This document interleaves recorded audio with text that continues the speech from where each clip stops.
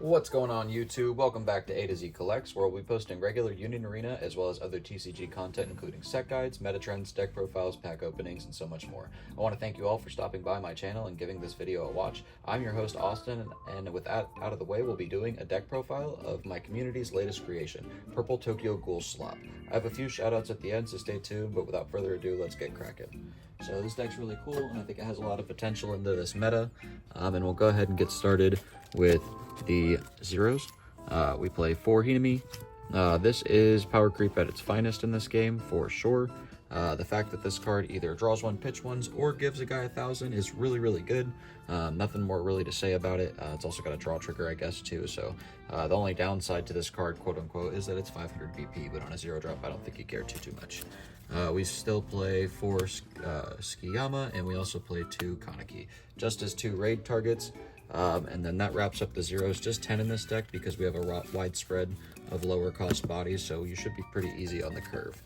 We play 4 Skiyama. This shoe Skiyama looks at top 2, adds an event and sidelines everything else. If you add something to your hand, then you have to pitch one as well from your hand to the sideline.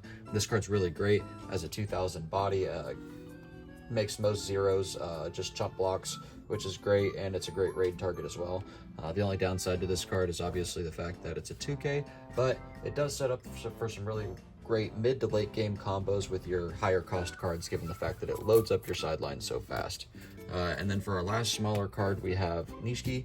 We only play 3 of it. I was testing 4 at one point, but I've just found it not so important that I want to see it more than once or twice in an entire game. And most of the time it's really better out of life, especially after you've already played 1. So just 3 of that, and then we'll get into the 3 cost characters. We play 3 Yomo. Yomo is pretty good, I'm not gonna lie. I like this card a lot. It's a 4K body once you have 10 cards in either your removal or sideline combined.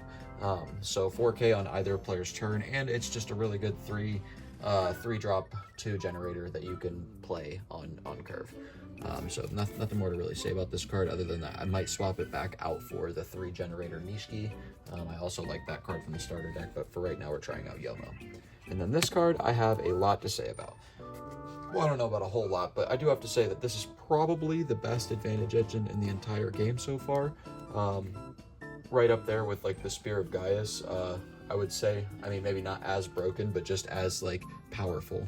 The fact that the turn that this card comes out, it loads up your sideline, adds a card to your hand, and then on a later turn, whenever you need it, you can crack it to get more cards off the top of your deck into your hand and sideline. So it really does set up late game plays. I'll end up using both effects sometimes twice in a game. And the first effect sometimes 3 times if I see all 3. It's just really cool to have a 2 generator on the sideline that actually does something in a deck finally. It makes later turn plays not so hard, and adding more search power to the deck, especially in the later turns, because you don't have to pitch a card, I believe. Yeah, you don't have to pitch a card when you add off the second effect. I had to double confirm because these cards are still kind of new. Before of this, you can never cut this down to 3. If you only have 3, obviously play with as many copies as you can, but if you're building a purple deck, it doesn't matter which one for Tokyo Ghoul, you absolutely have to be playing 4 of that card. And then on to our 5s, we have Ken Kaneki, the color trigger. This card is really good. It is mostly just bait, but if it in the situation where it's not bait, it is a damage 2 card. If you have 5 or more cards with different required energies in your grave or your sideline, and that's just really good. Also, scrying off the top is also pretty good, or surveilling, I should say, if you're a Magic player. But damage 2, 4K, color trigger, card's really powerful, and it's another raid body as well. If it does survive, you can raid over it in certain situations. On to our other 5 cost, we have the, or 5 drop, we have the Skiyama. This Skiyama is so powerful. I love this card. I wish that there was a way that you could play just like a Rose deck with the Skiyama cards, because I do think that this card's really powerful, and we had more effects like that, it would work up to be a pretty powerful deck. But nonetheless, this one's really awesome and fun anyways. But when played, you can remove characters and an equal number of characters and event cards from your sideline to your removal area, and you basically, well, when played, it decreases a guy by 1,000 and then adds 500 for every card that you remove with the with its own effect. So you remove equal number of characters and events. That is really important. A lot of people have been confused because they think you can just resolve as much as possible. So if you exile 4 characters from grave, you have to exile 4 events from grave as well. So if you want to kill 5Ks, that's how you have to do it. And you can't kill anything that's in betweens. It's always always an even number. You know, it's either 10, 20, 30, 40. It's always a tens place. But also the fact this card has impact every turn is really good. That's a very overtuned effect in my opinion. I like it a lot.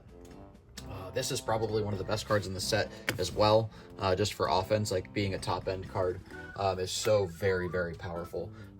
2 action, comes out active, basically as pseudo snipe, makes your opponent where they have to block. They get the choice of what they block with, but if you remove a bunch of cards off the front line and then they only have 1 character left, they don't really get a choice in that, So you get to snipe something and then you get to attack again. So you're either going to remove 2 character bodies, or you're going to kill a character and take a life with him, and he's a 5k during your turn.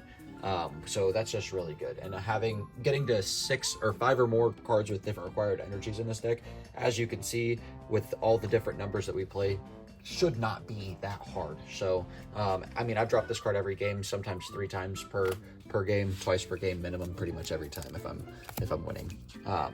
And then for the last character, I think this Ken Kaneki is so good. The first time I read this Kaneki, I was like, man, this card's really cool, but it's very gimmicky, and I didn't like it at first, and I was a big hater of this Ken Kaneki. But now that I have the cards in my hand and I'm getting to test, I've figured out that, like, they really did for the first time make 2 different decks inside the set for purple. There are 2 separate decks that you can play, but there's also like a secret 3rd deck where it's like a slop of both of the purple cards, like sets of cards, and it really does form this crazy amalgamation of combo potential and aggressive power. It's the first like engine style deck from Yu-Gi-Oh! Or like slop style deck from Yu-Gi-Oh! That I've seen in Union Arena, and I think this deck is really powerful for it. But anyways, just to say what this Ken Kaneki does, it does decrease its own cost by 1 for every card in your sideline with a different required energy. So that's one thing that you have to keep track of because of this card. You basically want to get anywhere between 7 and 8 different required energy cards in your sideline at some point if you can, to make this card a 4 cost, 4 or 5 drop to be able to play it from your hand. And then when he's played, he gives your opponent a choice to either remove 7 cards from their sideline, or and if they do, you get to draw 2, pitch 1. So remove 7 cards from your sideline, and then you get to draw 2, pitch 1, or you get to sideline a character with 5,000 or less BP, I believe. Let me double check one more time. Sorry, these cards are new. Yes. Yeah, you get to choose one with 5,000 or less and sideline it. So this card's just crazy, and it's a 5k body, so I think that this card's really powerful. Super powerful.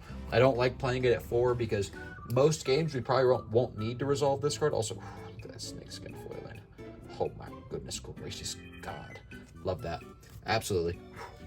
I'm a sucker for like nice foiling. But anyways, yeah, you don't need to play it at 3 or 4. I honestly have thought about playing it at 1, but I'm testing out 2 right now just to really see how often I can achieve that card's combo, because this is a combo deck. This is not at all a mid-range deck. But yeah, definitely an important addition. I do agree. And shout out Grayson for that idea, because him and I were working on this deck, talking about it, I should say, a lot, and he came upon the 12 drop coming into the deck just because it's so easy to set up, and if you don't set it up, it doesn't really matter. 4, he belongs to me. This card is really good. It is a 4 drop. It's a 4 drop special, disguised as a 6 drop. My wife, when we were testing, was really confused as to why it was a 6 drop and why would we even consider playing something like that.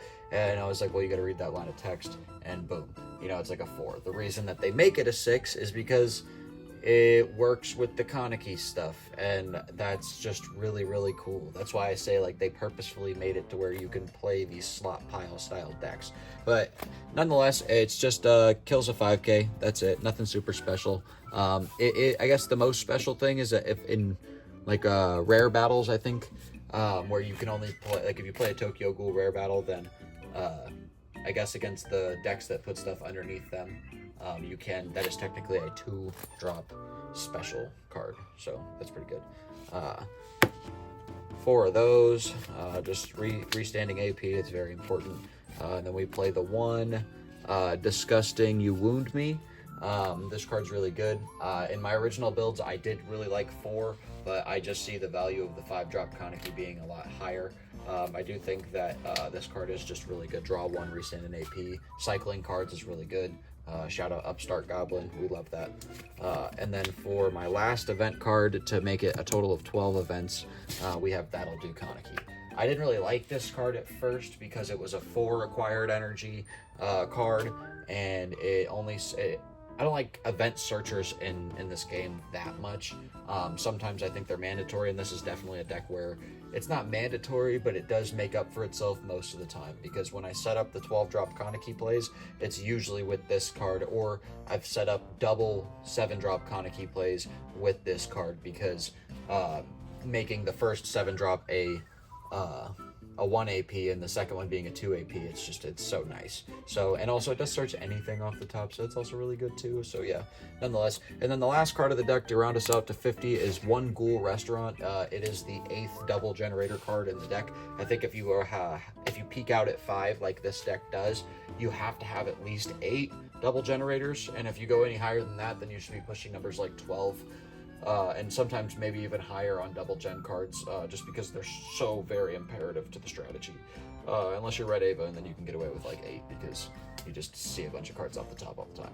But anyways, Ghoul Restaurant's really cool. When played, place 2 cards from your removal area back into your sideline. So if you draw this in tandem with the Skiyama, you can do some nifty combo plays depending on how your energy line's already set up. You have to really have perfect curve to be able to do it. But basically, if you only have 6 cards in your sideline, and you have them being 3 characters, 3 events, you raid the Skiyama, removal all 6 of those cards to pop a 4K, and then you Ghoul Restaurant, put 2 of those cards back, so then you can swing with the Skiyama and rebanish the cards you just put back, so you get impact if you want.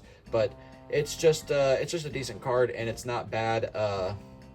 It's not a bad advantage engine in the later turns. Switch it to resting. If you have Skiyama on the board, you can place 2 cards from your sideline to the removal area, and if you do, draw 1 card and pitch a card. So just being able to constantly filter, that's another really great thing about this deck. There's so much filtering, there's so much just getting stuff out of the way so you can get to your pieces faster, and that's really why I think that this deck has a lot of potential.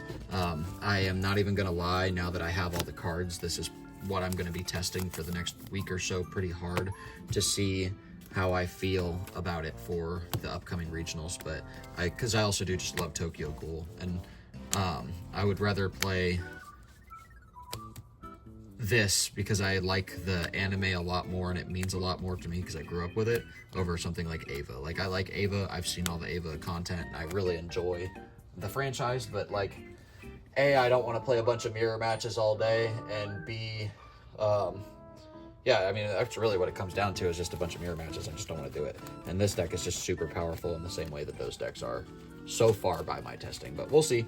I do think that I like the way that the deck design is going. I'm going to do deck profiles for Red CGC as well for this set, and then I've also got some Ava profiles coming and some SAO profiles coming. I've got green SAO, blue SAO, purple SAO, Einkrad, GGO, and Songs to be specific, because there are 2 decks for each of those, I guess. And then obviously DMS, Red Ava, and there's only 1 yellow Ava deck. But I really do appreciate everyone being here, and I just wanted to give a couple shout outs. Big shout out to my entire community at the shop. I'm really proud of what we've done at Kitchen Table Games, which is where we all play in Pinellas Park, Florida. Please feel free to come out and join us anytime.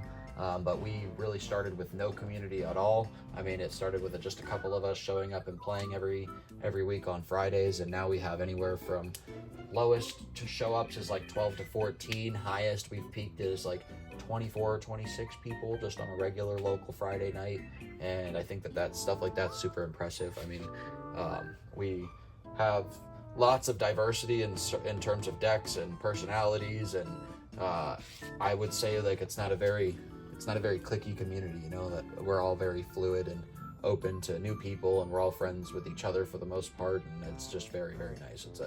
It's a very nice community, and I will say that it's my favorite one that I've been a part of TCG wise in a very long time, and I'm happy to be taking this game to the next level, and I hope that we can continue to push our community forward. But anyways, on to my shout outs. Grayson, he's been playing this deck really hard, and he's been bouncing ideas back and forth with me as we've talked about it. Prez, he's been doing a really good job working on playing his deck as well, but he was more dedicated towards the 12 drop combo deck for purple for Tokyo Ghoul, but he still had some great insights to give as I was building my deck that I incorporated it as I built the list. Shout out our friend Dom, shout out my friend Nick, man, he always is my like #1 testing partner next to my wife.